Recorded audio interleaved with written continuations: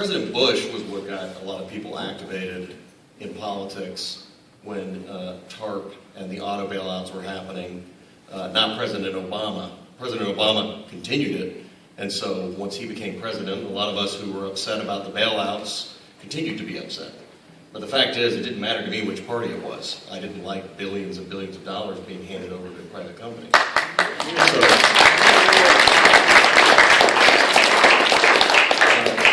Around that time, I was self-employed, and I'm still self-employed, but the business that I had back then was different. That business ended up going down the tubes over a series of about 4 years. During that same time, I took a lot of interest in what was happening in the auto industry. I wouldn't say I ever believed that the bailouts would save Detroit.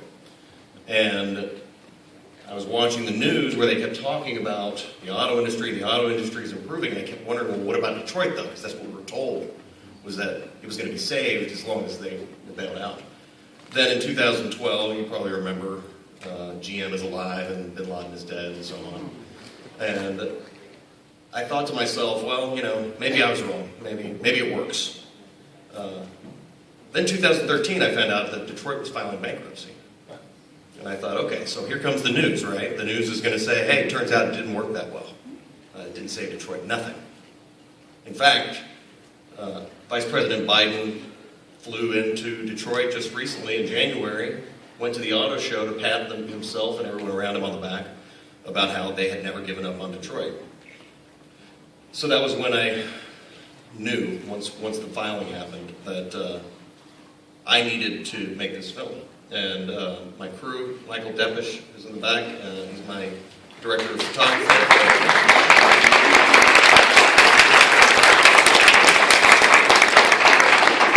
Sarah Smith is actually the communications director for my company, but she's also the production manager for the film. Thomas Leduc, who is not here, is my executive producer, or my co-producer.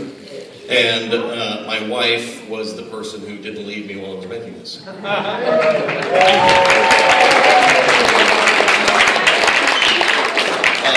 I hope that this can be a small piece of the history as we look back and say what happened, and did the bailouts work, and does capitalism work, or should we be looking to the government to help us out with money, or should we perhaps allow companies to fail?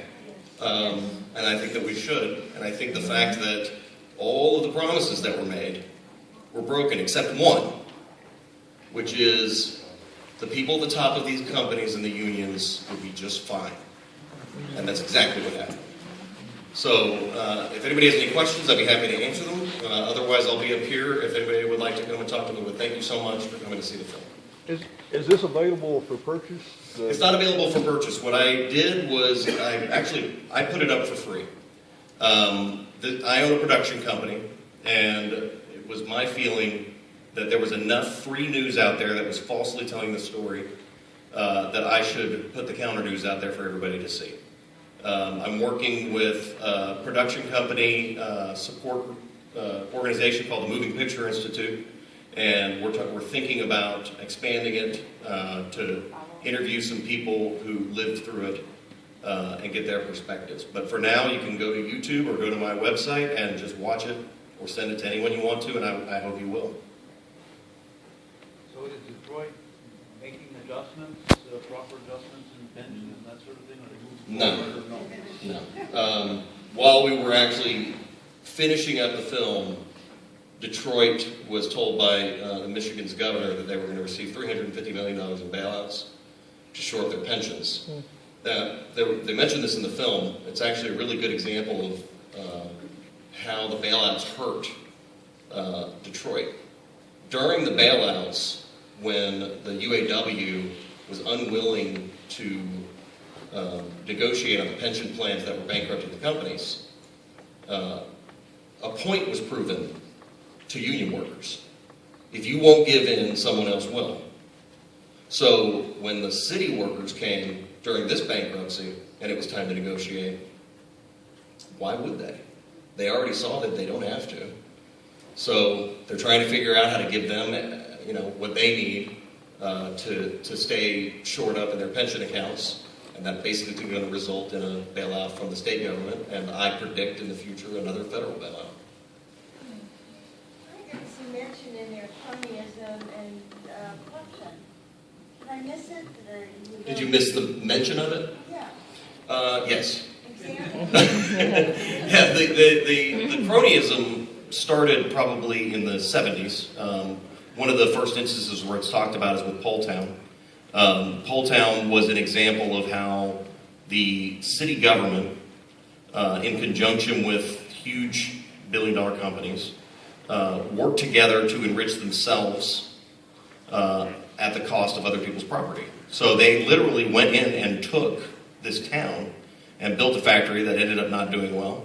And it was sort of a testing grounds for them, in my opinion, because later they came and confiscated quite a bit more, to the tune of $65 billion of our taxpayer money. That's why they did that in Just a question and then a comment. My question is, do you think that we're going to get to a point where we're going to see states bailed out, like California, New York? And then my comment is that every GOP elected official should see this, because if we stay on the same path of spending, USA will be Detroit writ large. Yes. Everyone Absolutely should agree. see it. And to that, One of the people I interviewed, Lachlan Marquez, was mentioning there are already cities in California who are waking up to this reality that are going bankrupt. And the problem with this type of bailout structure is each entity looks to the entity right above them to bail them out. The buck stops eventually.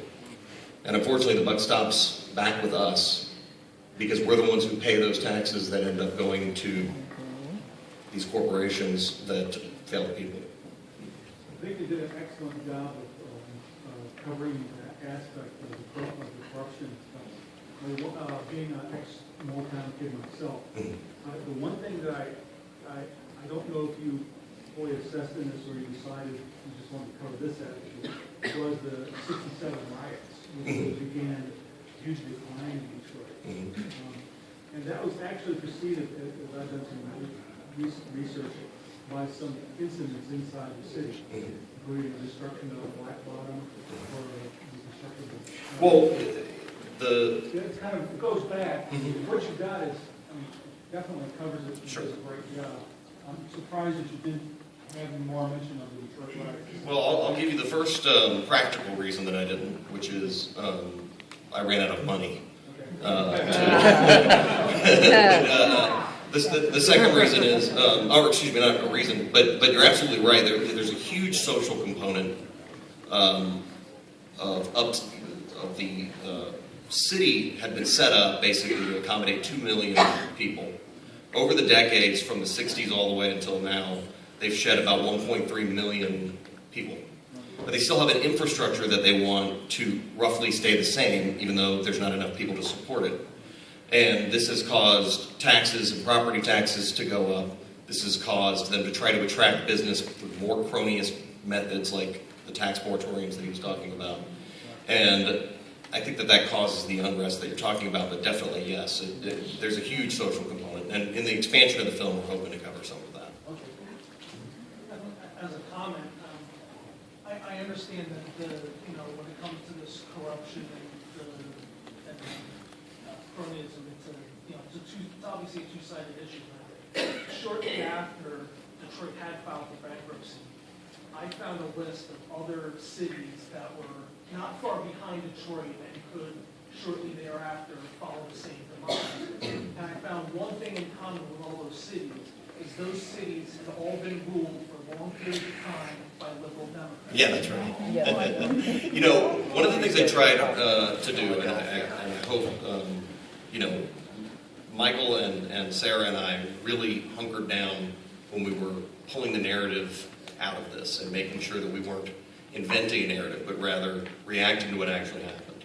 And one of the things that we tried to do was appeal to people in a non-party way.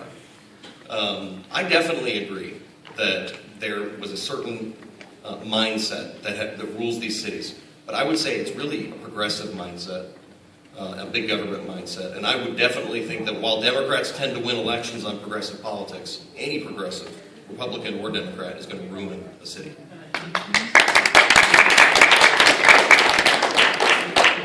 Because of what happened here, I mean, the government in this country had been getting bigger well before that time, obviously, but I think this was a big turning point in starting in dependence on the federal government, because the government basically said that if you get in trouble, you're not going to be held That's right. accountable for your mistakes. That's right. We'll be there to help you out.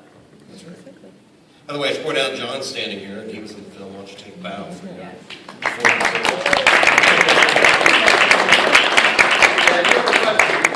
Okay. Well, great film, not just because I've been in it, but Yeah. really was powerful. And but what you say now, the latest line when you point out when I pointed out in my writing, well, Detroit went bankrupt after all this. You think, well, defenders of the bailout say, well, it was never really about Detroit. It's about the strategic importance of the auto industry. That's despite the whole thing being sold as we can't let Detroit go bankrupt. Now they're saying, oh, it wasn't about Detroit. So how do you? Well, I would say this.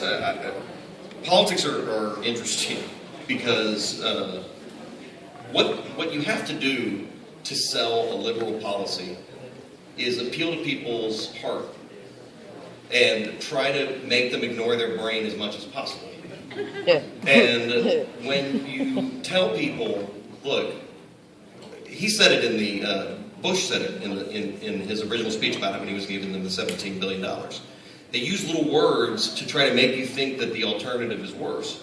So he says, Bush says, if we allow the free market to continue on its path, this will most certainly end in liquidation and disorderly bankruptcy.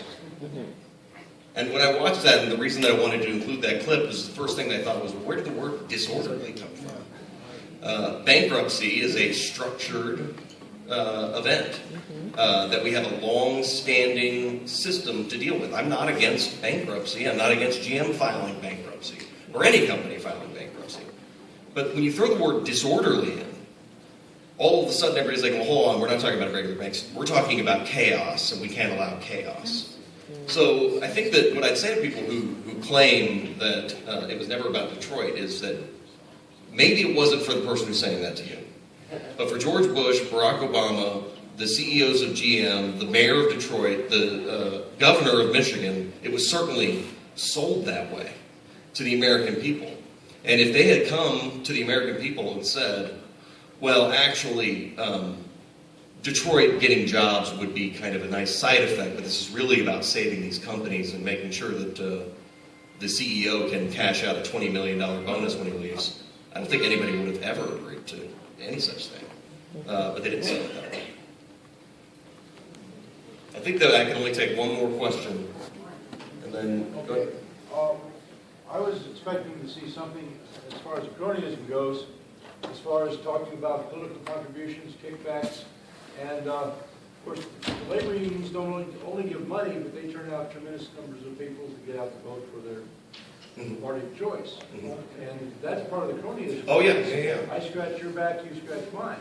Well, it's certainly the case that, for instance, using Poletown as the example again, the political incentive there is never about the outcome. They said they were going to create 1,800 jobs by building this factory. It didn't matter if they actually created 1,800 jobs, as long as they could make the case that it would create 1,800 jobs. So what the politician gets is the talking point. I'm the guy who is working on this thing that's going to give us 1,800 jobs. And then the payout for the company, of course, is that they get this factory and this special deal and eminent domain, et cetera. It's definitely a huge component and one that I would love to have covered more. But hoping to not have to get a bailout myself, I just ended up having to stop. Flying to Detroit. Right now I'm working on the expansion of this film, which we're hoping to bring out within the year. And following that, also with the Moving Picture Institute, I'm going to be working on a film about North Korea. And similar to Detroit, a place that everybody looks at from the outside and wonders what the heck's going on in there. I'm going to try to figure out, is there any answer to the humanitarian problem over there that won't involve us just ignoring them and letting people die horribly. So that's my next film. I really like to cover the fun topics that make people happy. But yes, the Detroit one is first. And I also want to, real quick, thank Citizens United for helping me get this screen here, especially Brittany Cohan, who was awesome about that, David Bozzi, who wrote a piece at Breitbart.com about it, as well as all my friends and everybody who came. This attendance was really great, and I really, really appreciate it. I'll still be up here if anybody wants to talk, but I think we have to get ready for the next film. Thank you so much.